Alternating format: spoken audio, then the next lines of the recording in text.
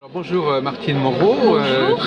Donc vous étiez là toute la journée? Oui, toute la journée, oui, tout à fait. Alors vous êtes assez pressé là, qu'est-ce qu'on doit savoir de vous alors finalement Que je suis, pour vous situer, donc que je suis astrologue, que je travaille sur Saint-Jean-d'Éac près de Bordeaux. Je suis astrologue karmique parce que je crois à la réincarnation.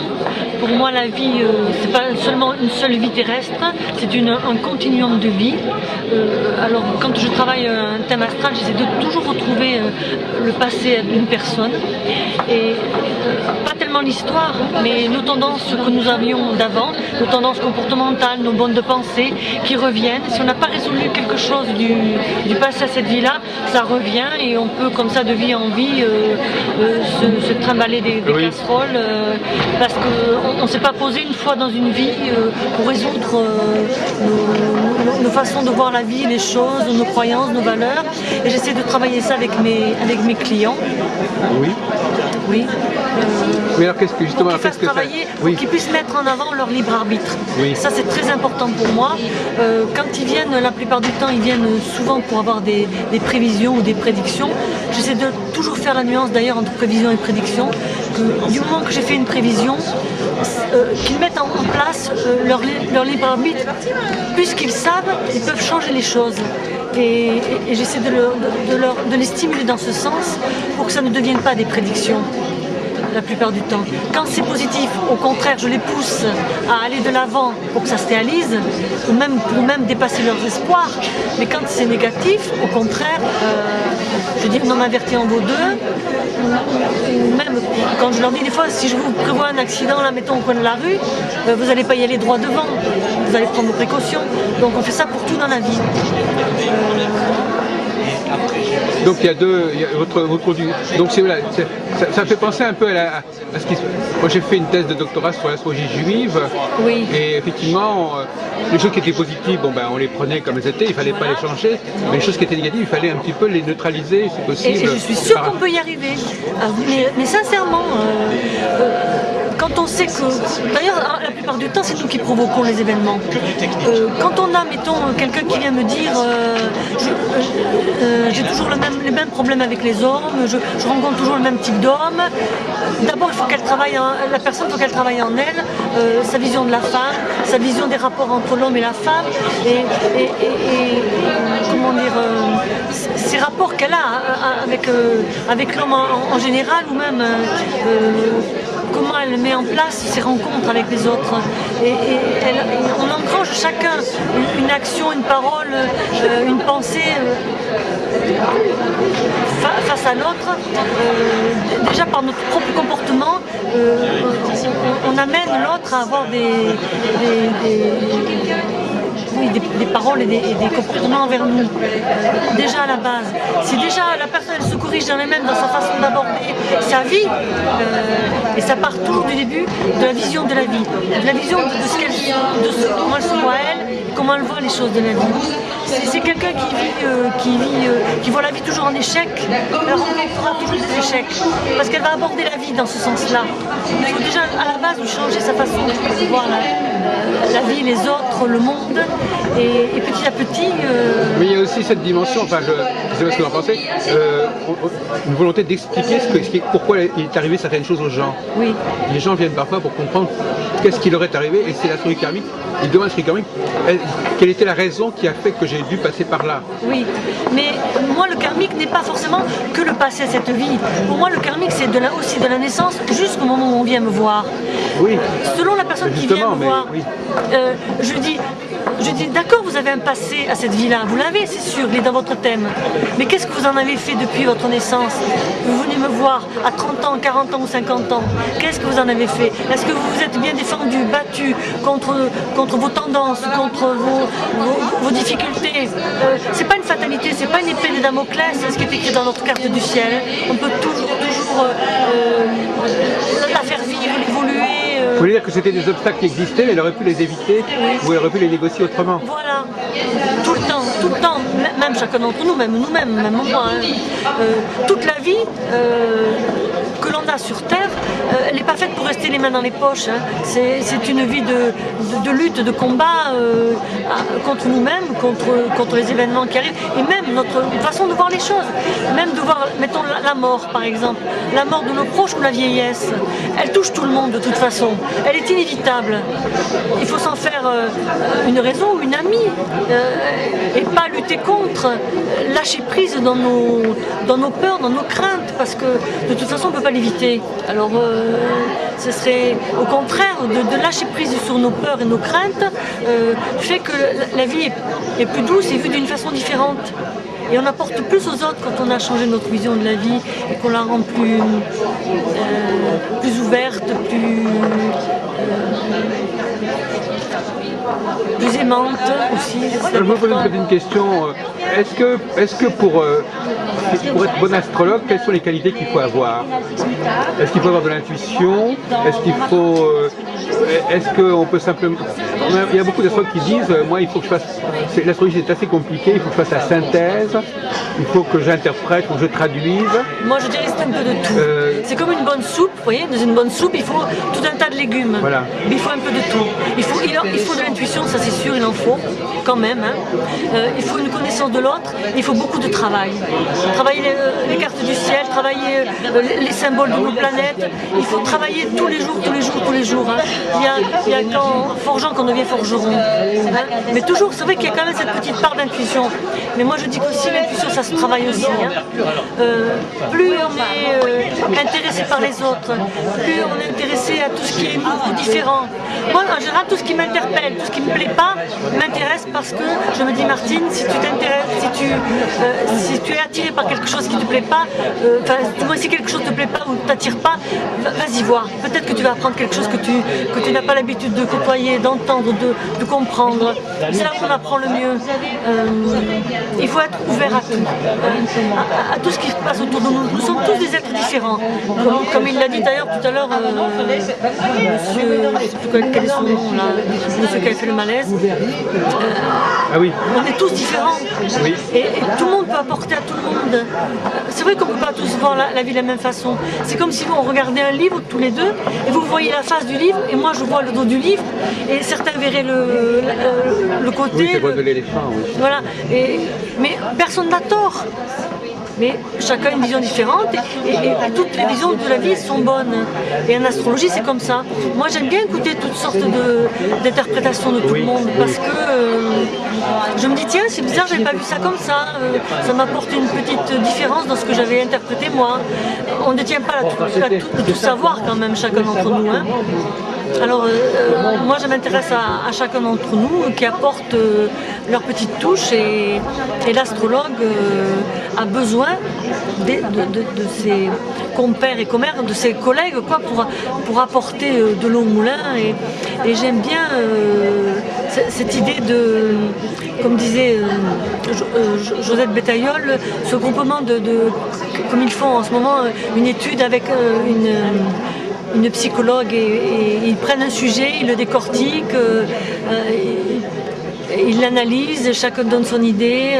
Bon, ça c'est intéressant parce que je trouve que l'astrologie, pour que ce soit vivante, il ne faut pas s'arrêter à ce qu'on a dit une fois un jour. Il faut qu'elle évolue, quoi. La symbolique doit évoluer aussi. Tout ce qu'on peut dire sur l'astrologie doit avancer avec les technologies de maintenant, les découvertes que l'on fait en astronomie les idées nouvelles des jeunes, quoi, qui arrivent dans notre métier.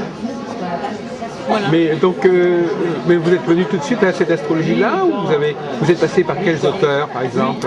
Moi, je suis beaucoup avec Irène Andrieux. Oui, c'est ça. Moi, je suis très attirée par elle. Vous connaissez la dame qui habite à la tête de bûche À la tête de Joël bûche. Fernandez, je crois qu'elle s'appelle. Non, pas du tout, non. Qui est pas très loin d'ici.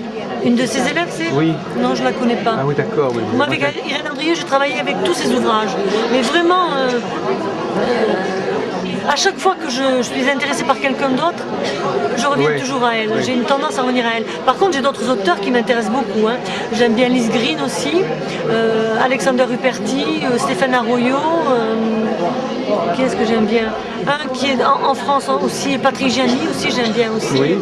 J'aime bien qu'on mêle la spiritualité. Vous connaissez aussi, comment s'appelle-t-elle ah oui, il y a Emmanuel Leroy aussi, il y a...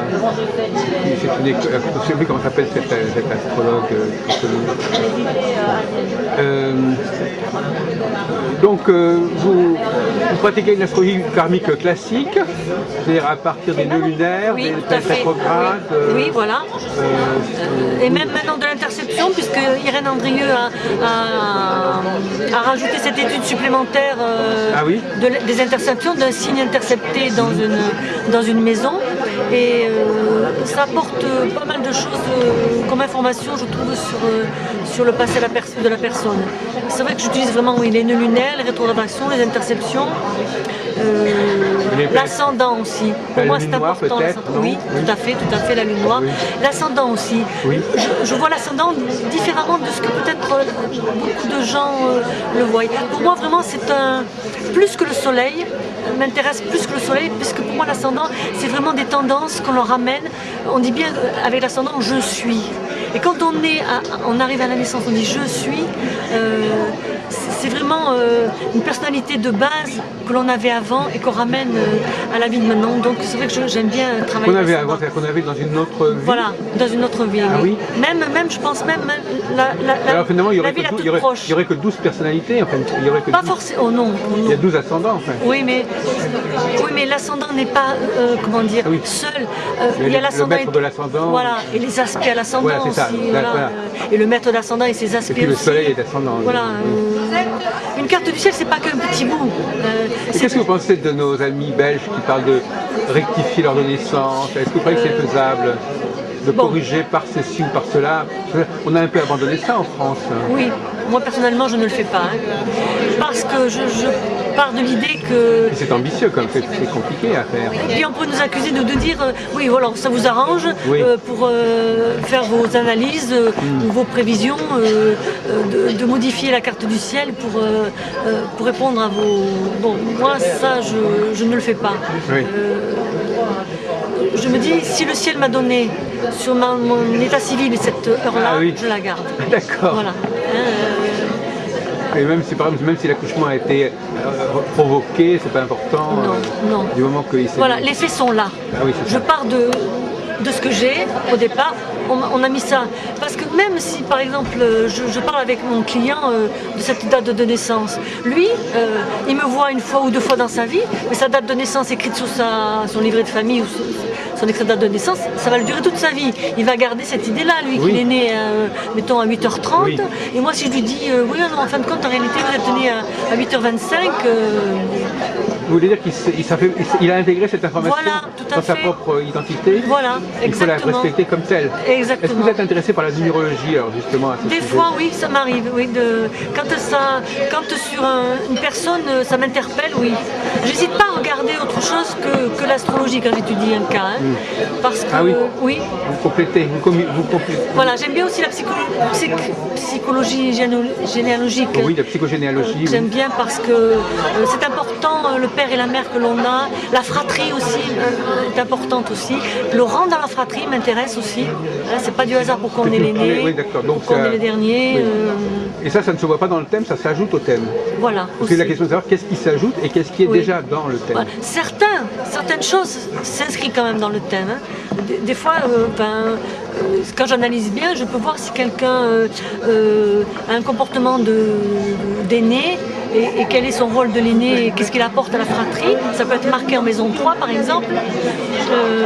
Ou alors on peut dire inversement que vous allez trouver une information à l'extérieur et vous allez après la rechercher dans le thème. Oui, ça aussi. À laquelle vous n'auriez pas pensé, mais après vous l'aurez. Je trouve qu'il faut être ouvert à tous ces mouvements afin que ma carte du ciel soit vivante. C'est pas quelque chose de figé pour moi, une carte du ciel. Oui. Rien qu'avec les transits. Ah, vous la faites bouger, oui, bien sûr. Voilà. Et moi, je trouve que c'est quelque quelque chose qui vit sans arrêt avec les transits. Il y a toujours une influence quelconque à un Mais moment vous n'êtes pas donné de intéressé vie. par l'astrologie horaire, par exemple, vers le thème de la... À une époque, j'ai essayé, Ah oui. oui. À une époque, et puis j'ai abandonné. J'ai abandonné parce que je me suis bien plus plongée dans les transits et la L'astrologie révolution horaire, c'est solaire. un peu les transits, enfin, c'est les transits, c'est les configurations du moment. Oui, voilà, de l'instant présent. Oui. Et pareil pour la révolution solaire, hein. Elle, c'est oui. dans l'année. Mais les transits, j'aime bien les travailler parce que chaque planète, en commençant par les plus lentes, j'aime bien les travailler dans chaque maison. Pourquoi à ma naissance, mettons Pluton, pourquoi elle était à tel endroit à ma naissance et quel chemin elle a fait jusqu'à aujourd'hui, qu'est-ce que ça m'a apporté comme leçon. Je fais ça pour chaque planète, de Pluton à Jupiter. Et À quel niveau, en faisant avancer quoi?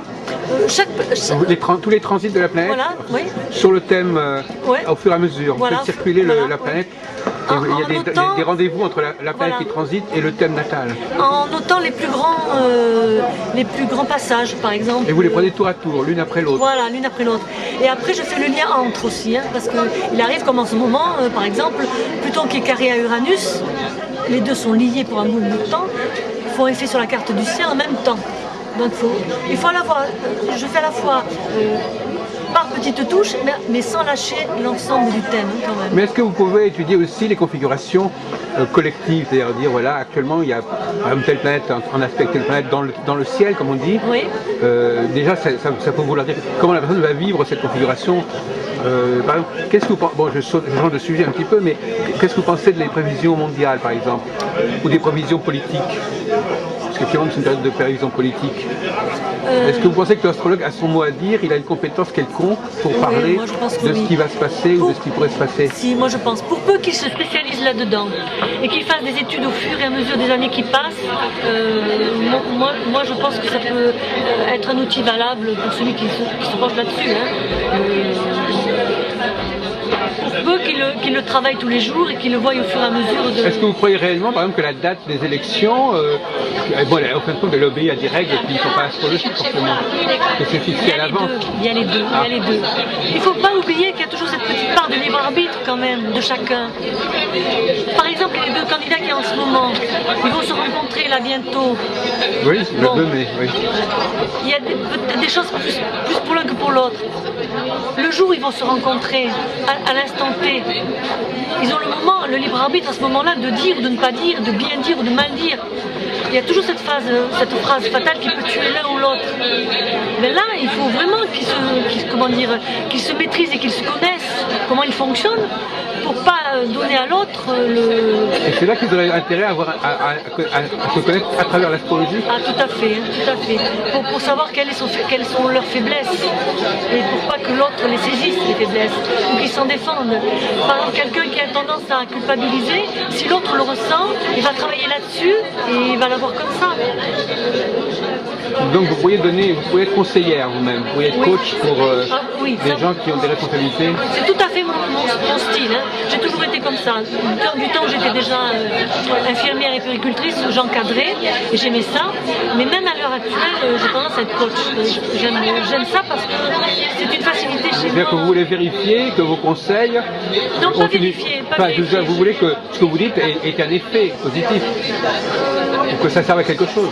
Non, pas forcément, parce que ça c'est pour flatter mon ego, ça. Ah. Et ça m'est plus utile. Hein. Bon. Non, ça m'est plus utile. Non, comment dire au moins que j'ai répondu à la demande de la personne qui est venue me voir. Vous voyez? Oui. Elle vient avec une demande. Si elle a besoin d'être coachée, je fais un bout de chemin avec elle. À la fin, je fais le bilan avec elle. Si j'ai réussi mon travail, je mérite l'argent qu'elle m'a donné. Ah, à la fin, vous faites le bilan avec elle. Tout le temps, je fais le bilan avec mes Vous dites, clients. alors voilà, on a parlé, qu'est-ce que vous en tirez, Tout le temps, qu'est-ce que vous en pensez? Tout le temps. Ah oui. Par exemple, quand je fais un thème astral, je le fais par écrit. J'assume ce que je fais. Je fais un dossier. La personne vient me voir la première fois, on en discute et tout. La deuxième fois, je lui donne le thème. La troisième fois, elle vient avec son corrigé. Elle me dit là, je ne suis pas d'accord. Là, je suis d'accord. Là, il faudra en rediscuter. Vous voyez, c'est un jeu de personnes. Vous faites durer ça trois séances. Oui, 3 séances. C'est un thème astral, hein. Un vrai thème astral qui me prend Oui. du temps et que j'analyse profondément. Hein. Je ne le fais pas pour quelqu'un qui vient pour une question ou une prévision. Donc il y a une prise en charge en quelque sorte. Voilà. Mais bon, bien que 3 séances, ça ne suffise pas pour aider quelqu'un. Il arrive que j'ai des clients que je coach au fil du temps. Oui. Mais je leur apprends petit à petit à ne plus avoir besoin de moi comme canne. Vous voyez, à pas se servir de l'astrologue pour dire allô Martine, est-ce que tu peux Justement, là, il y a une chose qui m'intrigue quand vous dites ça, parce que ces gens-là, ils n'apprennent pas l'astrologie en réalité. Non. C'est ça. Ils connaissent l'astrologie qu'à travers Martine. Oui, c'est exact. Mais ça m'empêche. Ce qui est bien, c'est que j'essaie de planter des petites graines dans les têtes des gens, de leur montrer que l'astrologie, ça peut être un outil de connaissance de soi. Parce qu'on n'est pas très bien, comment dire, on n'est pas très bien perçu par le public, par les gens. Et si je peux en profiter pour parler d'astrologie avec mes clients, je le fais aussi. Parce que... Pour essayer de redorer l'image de l'astrologie, faire de la promotion de l'astrologie, elle en a besoin. Parce que ce qui m'interpelle dans ce que vous dites, c'est qu'effectivement, vous n'entendez pas du tout fournir à la personne un outil astrologique. Certaines, oui, parce que j'ai des clients qui sont devenus des élèves. Ah, d'accord. Voilà. D'autres qui viennent me voir après en prévision. Je leur dis, voilà, en ce moment il y a Jupiter qui passe là, où c'est très bien. Il y en a d'autres qui viennent me voir pour me dire j'ai un rendez-vous, à quel moment je dois le prendre. Voilà, je regarde les astres, je lui explique quelle est la bonne période. Je le fais surtout par rapport à Mercure, qu'il ne soit pas rétrograde, et puis par rapport à son thème natal. Là, c'est du travail d'astrologue. Vous voyez, c'est plus de la prédiction, c'est de la prévision. On vient me voir avant, et je dis oui, là vous pouvez le faire, là attendez un peu, là c'est un bon moment. Au fond, on pourrait dire qu'il y a un processus de prévention, voilà. Il y a un processus de prévision. Tout à fait. Il y a prévenir, c'est-à-dire ne pas prendre que des gens qui sont dans l'urgence, mais aussi leur permettre de mieux conduire leur vie en général. Tout à fait. Mais la prévention, normalement, c'est censé concerner tout le monde, en fait, en théorie. La prévention, ça, à la limite, c'est un phénomène d'ordre général. Pas forcément. Quand on soigne des gens qui sont malades, et quand on prévient, c'est tout le monde à la limite. Pas forcément. Vous voyez, j'étais infirmière. Quand j'avais des patients, on a tous un terrain lié à la génétique. Tout le monde ne peut pas devenir diabétique ou hypertendu ou épileptique. Ça dépend de l'héritage qu'on a eu de nos parents. Donc pour chacun, on peut adapter une prévention selon ses héritages. Mais c'est pareil en astrologie. Oui, mais il y a des préventions individuelles et des préventions collectives. Normalement, une prévention, c'est pas individuel. Ah, moi je la fais individuelle. Ah oui, d'accord, mais je veux dire qu'il y a aussi... Question de savoir si l'astrologie a un rôle à jouer au niveau de la prévention collective. C'est-à-dire si elle peut être utile à la société, et pas seulement aux individus particuliers. Oui, par exemple, là en ce moment, les conjonctures actuelles, par exemple, ce Pluton en Capricorne carré à Uranus en Bélier. Ça nous interpelle collectivement. Exactement. Mais bon, ça c'est pour prévenir les gens, par exemple, leur dire les éruptions volcaniques ou le problème nucléaire de l'année dernière, là, qui rentre bien dans ce cadre-là. Hein ah oui, l'Arzul. Vous connaissez l'Arzul, Madame l'Arzul? Oui, j'ai entendu parler. Oui, c'est une grande spécialiste d'astrologie karmique. Oui, tout à fait, tout à fait. Bon, alors donc là, effectivement... La prévention au niveau national, international, ça ne peut pas marcher. On ne peut pas être cru par la plupart des gens. On peut considérer que les problèmes dont on connaît actuellement, ils sont liés au fait qu'on n'a pas été assez prévoyant. Oui, tout à fait. Collectivement. Tout à fait. Quand on sait que le nucléaire, on ne le maîtrise pas. Quand on sait que les déchets, on ne sait pas les éliminer. Pourquoi on va faire du nucléaire alors qu'on ne le maîtrise pas? Hein? Quand même, moi je trouve ça incroyable. Et qu'on continue. Et que nous on a 52 réacteurs en France. On est quadrillé, la France est quadrillée. Bon, quand même, je trouve que quand on utilise quelque chose, il faut savoir le maîtriser. Bon, on pourrait discuter là-dessus, mais c'est vrai que la situation économique de la France serait encore pire si elle n'avait pas cette centrale nucléaire. On ferait différemment. Parce qu'effectivement, ils ont déjà tellement de déficits déjà. On aurait dû faire déjà différemment, déjà depuis bien avant de commencer ces centrales nucléaires. Et qu'est-ce que vous croyez? Est-ce que vous croyez à ce qu'on appelle l'ère du Verseau, par exemple, Martine Moreau? Des choses comme ça. Ça vous parle? Ça veut dire quelque chose pour vous? Qu'on changerait d'air, ou qu'on changerait de monde? Parce qu'on parle aussi de 2012. Oui, je sais, on parle de 2012. Changement, fin d'un monde, tout ça. Exactement. Est-ce que tout ça, c'est sérieux pour vous? L'astrologie doit l'assumer, ces problèmes-là, ou est-ce qu'elle doit se mettre un peu à l'écart? Se mettre à l'écart peut-être, oui. En parler entre nous, on peut. Mais en parler au monde avec modération ou en faisant attention à ce qu'on dit. Avec modération. Oui, parce que on pourrait nous dire après, alors vous voyez, en 2012, il y a eu, il n'y a pas eu. Alors il y a une notion nouvelle qui est intervenue, c'est l'astrologie séquentielle. Alors l'astrologie séquentielle, on ne fait pas une prévision, on en fait au moins deux. C'est-à-dire qu'on dit, il y aura d'abord ça, puis ça. Parce que les choses se font souvent en plusieurs temps. Oui, vous ne pouvez pas arriver directement à ça, il y a d'abord ça. Il faut d'abord passer par là. C'est mieux qu'une prévision ponctuelle. Une prévision en 2 temps ou en 3 temps. L'astrologue va dire, voilà, il va d'abord y avoir ça, et puis après, il y aura, dans un deuxième temps, il y aura ça, et puis ça. Mais ça, c'est plus des prévisions, ça, c'est des prédictions. Hein. Non, en astrologie, on est capable de déterminer des dates successives. Oui, d'accord, mais quand on dit il y a ou il y aura, je ne sais pas comment vous parlez, alors vous-même, quand vous parlez du futur. Alors quand je parle du futur, je pourrais dire, voilà. Quelle est votre grammaire? Vous prenez ce chemin-là, vous allez dans ce sens-là. Je ne sais pas, par exemple,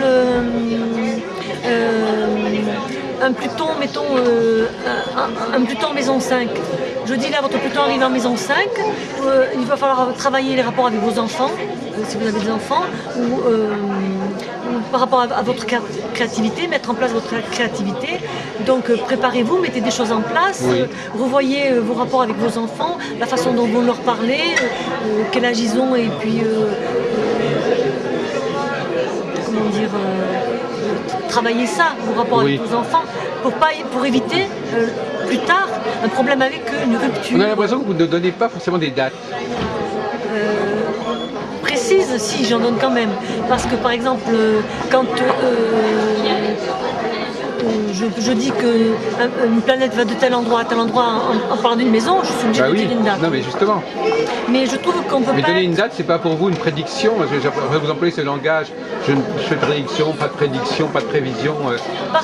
On voit pas tout de suite la différence. Ah, la différence. Par exemple, les prédictions, moi je les vois en révolution solaire. En révolution solaire, quand on fait une révolution solaire, on dit il va arriver ça, ça, ça et ça. Dans l'année, oui. Voilà, dans l'année. Quand je donne ça à mon client, il prend ça pour argent comptant, il me dit ça y est, bon, ça va m'arriver, ça va m'arriver, ça va m'arriver. Vous le faites, mais c'est pas votre axe central. Non, parce que je veux pas qu'ils se fixent là-dessus. Vous voyez, je fais les deux. Quand je leur dis, quand je leur donne une prévision par révolution solaire, en même temps je fais mes transits longs et je leur dis bon, là j'ai dit ça, mais en amont il faudrait préparer ça, voilà, pour que les choses arrivent à un niveau plus subtil. C'est-à-dire qu'il y a des choses qui vont quand même se présenter, qui vont arriver, mais il ne faut pas forcément, c'est pas forcément l'essentiel. Enfin, non, c'est selon comment on l'aborde. Si par exemple, comment dire, l'action des planètes fait à la fois sur le physique, le mental, le spirituel. Si je travaille au plus haut de la personne, ça n'atteindra pas le corps. J'aurai travaillé au plus haut. Si la personne n'écoute pas, elle va s'attraper, mettons, une pathologie. Si je travaille un petit peu plus au mental, plus on monte. Ah oui, il arrivera des choses de façon plus subtile en fait. Voilà. Elle sera moins atteinte au niveau matériel, voilà, tout à fait. Au niveau physique. Voilà, matériel, physique et événementiel. Ah oui, donc c'est ça. Donc elle va baser sur un autre plan où les choses n'ont pas le même poids. Exactement. Elle va relativiser, elle va lâcher prise, elle va voir les choses différemment. Ça va lui arriver, mais elle ne va pas y accorder une importance considérable. Exactement. Voilà. Et elle aura moins d'impact du coup sur son corps physique et mental. Oui, effectivement, il y a une espèce de philosophie, si on peut dire. Oui. Voilà. Philosophie au sens d'être philosophe, être stoïcien un peu. Oui, à la rigueur. Stoïque. Oui, mais alors donc finalement, il y a il y a quand même des gens qui sont quand même dans l'urgence, qui viennent vous voir, non? Oui, tout à fait, tout à fait. Mais alors, est-ce qu'on peut travailler avec des gens qui sont dans l'urgence est-ce que vous, ça vous intéresse de travailler, d'aider quelqu'un à résoudre un problème immédiat? Je le fais aussi, oui, Oui. je fais tout. Voilà, tout peut être oui. intéressant. Donc, Oui, en fait, vous avez des choses que vous préférez, mais il y a aussi des choses Voilà. qui s'imposent à vous Tout à fait. et que vous devez traiter parce que on vous le donne et puis parce qu'il faut vivre, on ne peut pas refuser Voilà. non plus les clients. Voilà, exactement. Et puis tout est challenge, je trouve. Oui. Tout cas est intéressant. Tout être humain est intéressant. Alors, quelqu'un qui vient en urgence, bon, ben, on s'occupe de l'urgence. Vous essayez Et après, d'apporter à chacun quelque chose. Voilà. Et après, je relativise la chose avec la personne. Ah oui, d'accord. Hein, j'essaie d'élever le débat, de dire bon là on était dans l'urgence, on va revoir les choses maintenant différemment, Oui. avec du recul. Repartir sur un autre pied. Voilà, repartir sur un Parce autre pied. qu'effectivement, c'est souvent l'urgence, c'est souvent parce qu'on n'a pas fait attention à temps. Ouais, On exactement. n'a pas pris des mesures à temps. On a laissé les choses Voilà. courir. Ou alors on s'est accroché sur quelque chose, sur un problème du moment, et puis on est tellement dedans qu'on voit plus les solutions à côté ou qu'on voit plus la chose de façon objective. Mais alors là, il y a l'astrologue, mais il y a aussi la femme qui intervient. Je veux dire, vous intervenez en tant qu'astrologue ou en tant que conseil, tout simplement? C'est un peu de tout. Quand vous donnez des conseils à la personne, c'est votre propre expérience que vous mettez en avant aussi. Tout à fait, oui, oui. Il n'y a pas que l'astrologie. Enfin, Non, il n'y a pas que l'astrologie. l'astrologie, c'est pas un prétexte, mais enfin, c'est un point de départ. Un outil, voilà, c'est un point de départ, exactement. Ce sont des outils quand même, l'astrologie, c'est pas forcément... Les outils que vous êtes censé avoir. Ça fait partie du transfert, en fait. Ça fait partie du crédit que la personne est disposée à vous accorder. Elle dit, cette personne-là, elle a d'autres façons de faire que les autres. Oui, tout à fait. Donc ce qu'elle va dire, peut-être qu'il faut plus faire attention. D'ailleurs, je demande souvent à mes clients pourquoi vous êtes venu me voir, Oui. moi, l'astrologue. Oui. Surtout quand j'en ai qui sont... Alors justement, à la fois les gens ont confiance à l'astrologie, à la fois ils ne la connaissent pas. Voilà. Donc tout à ils ont fait. un imaginaire, Oui, un fantasme sur l'astrologie. oui, tout à fait. Tout à fait, Donc tout à fait. à la fois vous devez entrer dans leur enchantement quelque part Oui. et en même temps avoir les pieds sur terre. Oui. J'ai fait l'expérience là depuis à peu près 2 ans. Je me suis inscrite dans un club inter-entreprise. Ce sont que des entrepreneurs, des commerçants, des chefs de société. Oui. Et puis je me suis dit, bon, Martine, tu vas essayer de voir si tu peux leur apporter quelque chose. Mais vous êtes inscrite à quel titre? En tant que membre ou en tant Oui, en tant que qu'astrologue? membre Un du membre club, comme voilà. un autre. Comme quelqu'un qui Mais, travaille et voilà. qui a Mais une vous avez entreprise. quand même à ce moment-là, vous étiez en situation de pouvoir vous positionner. Voilà, je leur ai dit, moi je suis astrologue, j'ai mon cabinet à Saint-Jean-d'Ignac, je me présente et je viens me proposer pour vous aider, pour vous conseiller dans quand vos même. projets, Ah oui. pour quelqu'un qui veut monter un projet ou au contraire qui est Oui, alors dans son projet et puis pour le faire évoluer ou vous faire n'avez pas avancer trouvé les ça un choses. peu étrange comme Au proposition? début, oui, je passais peut-être pour une illuminée parce qu'on me regardait avec des grands yeux. Et petit à petit, au fur et à mesure des réunions on se voit une fois par mois, au fur et à mesure que je leur parle et que je leur fasse voir la vie d'une autre façon, et ben maintenant ils viennent me demander conseil. Oui, mais vos propos, vous les proposez à des gens en particulier ou au groupe? Au groupe et en particulier. Au groupe, on est obligé. Au groupe, on est obligé de se présenter. À chaque fois qu'il y a des nouveaux, on vient, on se présente, on présente notre travail, comment on fonctionne. Et bon, et j'ai surpris, et petit à petit, ils se sont habitués à ma façon de dire les choses et de travailler. Et certains sont venus me voir, 1, 2, 3, 4, et puis du coup, ils apprécient ma façon de les aider. Ah ben voilà, c'est pas mal ça.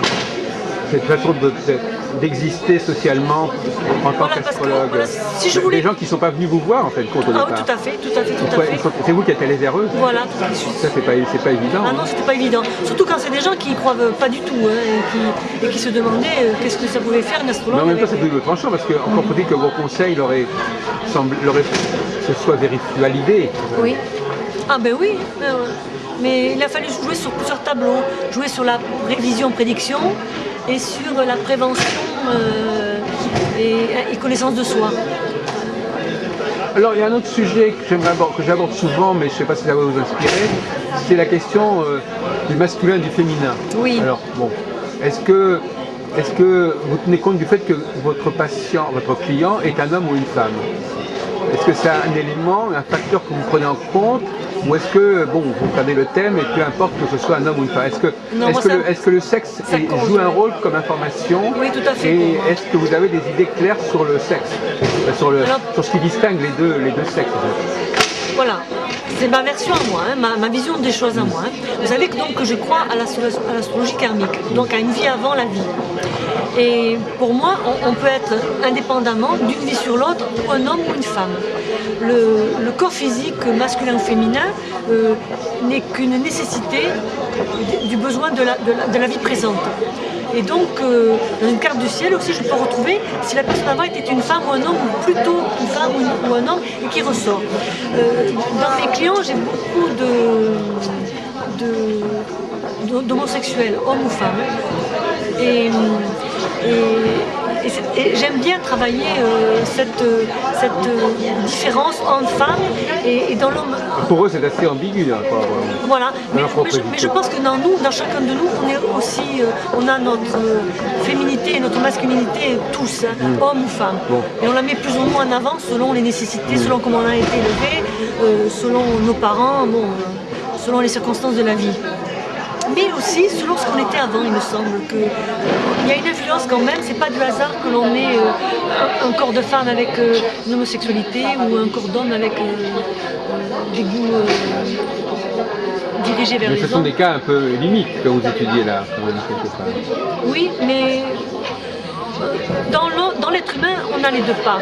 Surtout c'est chez ces personnes. Oui, tout à fait. Oui. Mais moi je fais une petite enquête à ce sujet, mais est-ce que vraiment il n'y a pas des choses très intéressantes qui ont été écrites sur ces sujets finalement? Quels sont les auteurs que vous recommanderiez pour parler de ce qui distingue l'homme et la femme, par exemple, psychologiquement? Je n'ai pas de... Au niveau comportemental, vous connaissez John Gray, les hommes viennent de Mars, les femmes viennent de Vénus? Oui, tout à fait, oui, je l'ai... Il y a des choses à prendre là-dedans, éventuellement. Oui, j'ai même regardé le DVD avec mon mari. Il y a une pièce de théâtre. Oui, voilà, tout à fait. Et il y a des justesses dans ce qu'il dit. Hein. C'est quoi ce DVD? C'est la pièce de théâtre qui est reprise en DVD. On peut la trouver? Oui, on la trouve en DVD, c'est un de mes fils qui me l'a offert. Ah, très bien. Qui nous l'a offert. À regarder à deux. Et à prendre des notes. Ah, oui. Et c'est vrai que j'ai remarqué avec mon mari qu'il y a des différences entre nous deux dans la façon d'aborder la vie et le monde. Oui, c'est vrai. Et de faire avec. Et du coup, on respecte plus davantage l'autre quand on le sait. Bien sûr. Oui. Parce que ce que je voulais vous dire, c'est que c'est des valeurs, c'est des déterminismes qui sont collectifs. Mais on n'est pas uniquement un cas particulier, on est aussi quelqu'un qui est typique d'un certain groupe. Oui. Hein, on n'est pas qu'un cas spécial. On est les deux à la fois. Une femme qui va voir un gynécologue, elle a d'abord, le gynécologue il connaît les femmes en général. Oui. Après, il peut regarder votre cas en particulier. Oui, voilà, tout à fait. Mais il faut d'abord qu'il s'y connaisse en général. Oui, je suis d'accord avec vous. Ouais. Et donc l'astrologue aussi, il faudrait quand même qu'il ait une idée un peu générale des choses avant d'aborder un cas spécifique. Là, voilà, les deux vont ensemble. Hein. Oui, mais moi j'ai l'impression que les astrologues, eux, quand on leur dit mais qu'est-ce que c'est qu'un être normal, un homme normal, qu'est-ce que c'est? Parce que pour dire que quelqu'un est un individu particulier, il faudrait déjà le situer par rapport à un être normal. Déjà, il faut savoir qu'est-ce que c'est que la normalité pour chacun d'entre nous. Oui, mais enfin, il n'y a pas de normalité. La normalité, c'est pas uniquement une affaire personnelle. Non, tout à fait. Non, ça c'est vrai. Oui. Ça peut être apporté par les psychologues qui étudient la chose, ou même, bon, principalement, oui, je pense que c'est les psychologues, ou pas les psychiatres, parce que c'est plus l'étude pathologique de la personne qui les étudie. Parce que vous, par exemple, on parle de médecin, si vous êtes infirmière, le médecin, lui, il est censé ramener les gens à leur normalité. Tout à fait. Hein, quelqu'un a un bras cassé, il va vouloir retrouver son usage normal. Ah, oui, dans la mesure du possible. À moins qu'il ait perdu son... Oui, dans la mesure du possible. Voilà. Enfin, en règle générale, on vient voir pour retrouver... C'est comme quelqu'un qui va voir un garagiste, il espère que sa voiture va fonctionner normalement. Je suis d'accord avec vous. Il ne va pas vouloir une voiture qui marche un peu bizarrement. Oui, tout à fait. Et j'ai l'impression que l'astrologue, lui, il a ce problème qu'il veut laisser... Il considère qu'à la limite, au fond, les gens peuvent très bien rester dans leur particularisme. Il n'a pas forcément ni les moyens ni l'envie de les ramener à une normalité collective. Est-ce que c'est notre rôle de le ramener à une... Ben, non, c'est une question que je me pose et que je vous pose. Je pense pas. Parce qu'on a l'impression que l'astrologue, il est là plutôt pour dire aux gens, ah ben vous avez telle et telle tendance, vous avez telle et telle façon de fonctionner, et ben pourquoi pas. Oui. Pourquoi pas, on va pas vous ramener, c'est comme quelqu'un qui irait voir qui aurait eu un problème avec une main et il lui dit bon, oui ben je peux vous soigner, mais après tout, au fond, c'est peut-être vous pourriez très bien rester avec cette main un petit peu malade, bon. C'est votre sort. Ben oui, mais ça peut l'être, pourquoi pas. Quand c'est vraiment irréductible, oui, irréversible. Oui, irréversible. Mais dans presque on tombe dans les soins palliatifs. L'autre jour, je vais plaisanter en disant il y a une astrologie palliative, c'est-à-dire que pour des gens qui sont tellement, on peut tellement pas les ramener à la norme qu'il vaut mieux qu'ils s'acceptent comme ils sont. Exactement. Mais là, je suis d'accord avec vous. Hein, oui, mais c'est quand même pas. C'est quand même pas la règle générale. La plupart des gens et des objets, on les répare. Pas revenir dans la norme, mais de revenir dans le bien-être intérieur. Si la personne, il faut qu'elle retrouve, elle, si elle est moche, si elle est bancale, c'est pourvu qu'elle soit bien, elle, dans son intime. Qu'elle s'accepte comme elle est, qu'elle s'assume. Voilà, qu'elle retrouve une paix intérieure, ça suffit. Ouais. Peu importe comment elle est. Ah oui, d'accord. Si elle est de couleur noire, si elle est naine, si elle est c'est une autre façon de travailler. Si vous voulez. À la limite, c'est vrai qu'il y aurait presque deux attitudes. Soit le contrat, c'est je vais vous ramener à la norme classique. Oui. On va essayer de supprimer tout ce qui pourrait vous différencier en fin de compte. Oui. Et l'autre contrat, ce serait plutôt de dire, écoutez, vous êtes devenu comme ça, la vie vous a fait comme ça. Au fond, pourquoi pas rester comme vous êtes, tout en vous acceptant mieux. Et c'est les problèmes qu'elle rencontre qui nous dit qu'on veut les ramener un peu à la norme. Par exemple, quelqu'un qui rencontre des problèmes de travail sans arrêt, des problèmes dans sa vie personnelle, c'est là qu'il faut résoudre la problématique et qu'il faut travailler sur la norme pour que peut-être il retrouve une tranquillité, une paix intérieure et être bien dans son travail et bien dans sa vie. Oui, mais enfin, si vous voulez, ça fait penser un peu à un garagiste qui dirait bon écoutez, vous m'avez confié votre voiture, j'ai pas pu la réparer complètement, mais bon, elle marche quand même pas trop mal. Pas des voitures. Les voitures, elles sont conduites par des humains, tandis que nous, les humains, on est conduits par nous-mêmes. Oui. Quand même, on ne peut pas comparer un objet. Donc, au fond, d'après ce que vous m'avez dit, vous savez quoi, vous considérez qu'il faut, c'est que vous parlez d'homosexualité, il faut s'accepter dans sa différence. Ah oui, moi je trouve. Oui, il faut s'accepter dans sa différence. Mais pas l'imposer aux autres quand même. Il ne faut pas qu'il y ait de la souffrance en soi et non plus qu'on n'en provoque pas chez l'autre quand même aussi. Mais être différent, ça peut être aussi une source de souffrance quand même. Parce que être différent, ça veut dire que les autres ne vont pas vous comprendre facilement. Il faut bien comprendre ça. Oui, hein. Si on est classique, les gens sauront comment se comporter avec vous. Si vous êtes spécial, ça demandera du temps. Et donc sur un certain temps, il y aura un problème d'adaptation, d'ajustement, mais ça dépend de chacun. Qui fera problème pour les autres personnes par rapport à vous. Mais ça dépend de chacun. Donc vous allez rendre ce qu'on appelle quelqu'un qui est inclassable. Oui, mais voilà, ça dépend de chacun. Moi, dans le milieu où je vis actuellement, là, dans ma famille, mon entourage, et ce groupe, je fais partie des gens qui sont particuliers, un peu illuminés. Mais pas uniquement comme astrologue. Si, comme astrologue. Ah oui, non, mais je parlais au niveau... Non, mais je veux dire par là que ça ne me gêne pas, moi, de paraître différent. Oui, vous voulez dire que déjà, l'astrologue, c'est déjà quelqu'un qui n'est pas tout à fait normal, en fait. Non, pas normal. Ça veut dire qu'il n'y a pas une image de normalité absolue, oui. Ah oui, c'est ça. Donc déjà, en tant qu'astrologue, il faut s'accepter comme astrologue. Voilà. Il faut s'assumer comme astrologue, et il faut donc aussi s'accepter comme ceci, comme cela. Voilà. Déjà, de dire à l'extérieur, de dire je suis astrologue, déjà tout. Il a déjà montré qu'il était capable d'assumer une différence. Voilà, tout à fait. Et donc à ce moment-là, si moi, en tant qu'astrologue, je me suis assumé comme astrologue, moi je peux vous aider à vous assumer comme ce que vous êtes. C'est déjà on a déjà fait la preuve qu'on était déjà capable de résister à une certaine pression sociale. Tout à fait. Là, je suis d'accord entièrement. Ah non, j'essaie de comprendre, effectivement, oui, c'est vrai. Oui, c'est une option, effectivement. Mais malgré tout, c'est un peu un dilemme parce que parfois il faudrait quand même essayer. Parce que parfois aussi, ce qui se produit, c'est que parfois les gens se croient très particuliers alors qu'ils ne le sont pas. Ils croient qu'ils ont telle et telle chose qu'on leur reproche, alors qu'en réalité, c'est pas eux qui sont comme ça. C'est prenons le cas des femmes. Les femmes ont certaines façons de se comporter. c'est pas anormal. Non. Si c'est un homme se comporte comme une femme, c'est anormal. Oui, Si c'est une vrai. femme qui se comporte comme une femme, c'est normal. Oui, tout à Donc il y a des choses qui sont normales ou anormales. Parfois on dit que quelqu'un est anormal parce qu'on ne le situe pas dans sa vraie catégorie. Oui, tout à fait, oui. Mais il n'est pas spécialement un cas particulier. Et simplement on n'a pas su à quelle catégorie le relier. Donc si déjà les gens connaissaient mieux leur normalité, ils se considéraient peut-être parfois moins comme anormal. Oui, certes. Parce qu'ils se diraient, ben, finalement, moi je ne suis pas si anormal que ça, puisque tous les gens de mon groupe sont comme ça. Mais le problème, moi, ça ne se pose pas, moi, de ce problème, de ce questionnement de normalité ou d'anormalité.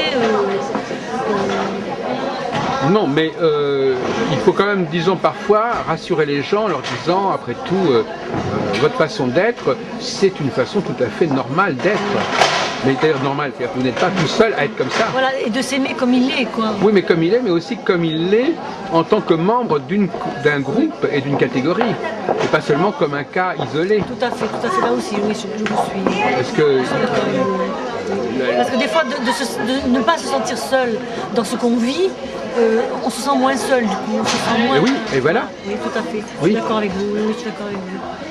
Et à ce moment-là, la personne, parce que c'est pas la peine de donner à la personne le stigmate qu'elle est différente, alors qu'en réalité, c'est simplement qu'elle ne connaît pas les caractéristiques du groupe auquel elle appartient. Par exemple, une femme qui ne sait pas ce que c'est qu'une femme, qui ne sait pas comment fonctionne normalement une femme, elle va, parce qu'elle est tombée sur des gens qui lui ont fait des reproches, elle croit qu'on lui fait des reproches à elle en tant que personne et individu, alors qu'en réalité c'est le problème non pas de telle femme en particulier, mais c'est le problème de toutes les femmes en général. Mais ça c'est pour tout, hein. Oui. Ben oui, mais c'est pour ça que je dis, au travail, il faut la aussi, maladie, oui, c'est ça. Il faut être capable de se resituer par rapport à une collectivité donnée, et pas uniquement être complètement dans un cas particulier. L'un n'est pas oui, voilà, c'est ça. Il ne faut jamais... Bon, écoutez, je vous remercie.